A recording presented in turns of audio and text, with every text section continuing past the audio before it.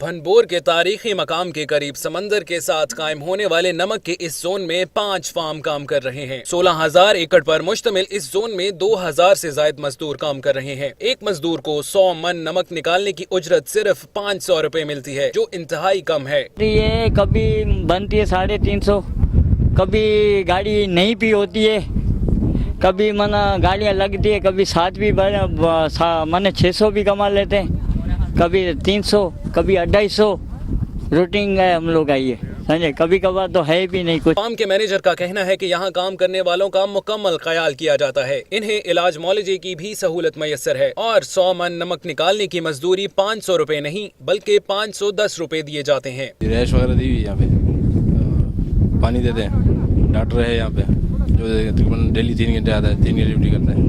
तेज धूप में काम करने से मजदूरों की जिल्द को सख्त नुकसान पहुंचता है। जब कोई इमरजेंसी हो जाए तो अस्पताल ले जाने के लिए एम्बुलेंस का कोई इंतजाम नहीं है। मालिकान करोड़ों रुपए कमा रहे हैं, लेकिन मजदूर गुर्बत, अफलास और कलील उजरत के बाइस बदतरीन जिंदगी गुजारने पर मजबूर हैं। समंदरी पानी से नमक तैयार करने वाले इस बड़े सनती इलाके में सनत से वाबस्ता अफराद का कहना है कि हुकूमत नोटिस ले और हमारी जिंदगियों पर रहम करे।